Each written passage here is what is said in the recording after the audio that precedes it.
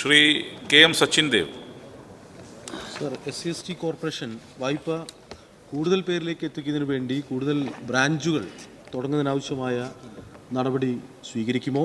ഇതിനായി കേന്ദ്ര ഗവൺമെൻറ്റിൻ്റെ സഹായം എത്രത്തോളം ലഭ്യമാകും എന്നാണ് പ്രതീക്ഷിക്കുന്നത്? Yes minister.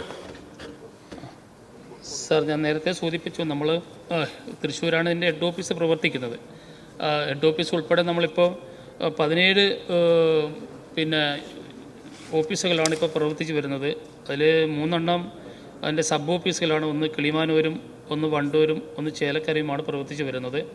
ഇതിന് പുറമെ നമ്മൾ SC/STക്കാർ ഏറ്റവും കൂടുതലുള്ള ജില്ലകൾ കേന്ദ്രീകരിച്ച് നമ്മൾ കൂടുതൽ ബ്രാഞ്ചുകൾ ആരംഭിക്കുന്നതിനുള്ള പ്രാഥമിക നടപടികൾ സർ ഇപ്പോൾ ആരംഭിച്ചിട്ടുണ്ട്. അതോടൊപ്പം തന്നെ ഇപ്പോൾ ഗവൺമെൻറ്റിൻ്റെ സാമ്പത്തിക സഹായം ഇവിടെ ചോദിച്ചു. ഇപ്പോൾ ഈ കഴിഞ്ഞ മാസം തന്നെ ഗവൺമെൻറ് 150 കോടി രൂപ കേന്ദ്ര ഗവൺമെൻറ്റിൻ്റെ ലോൺ ലഭ്യമാക്കുന്നതിന് വേണ്ടിയിട്ടുള്ള അനുമതി കൊടുത്തിട്ടുണ്ട്.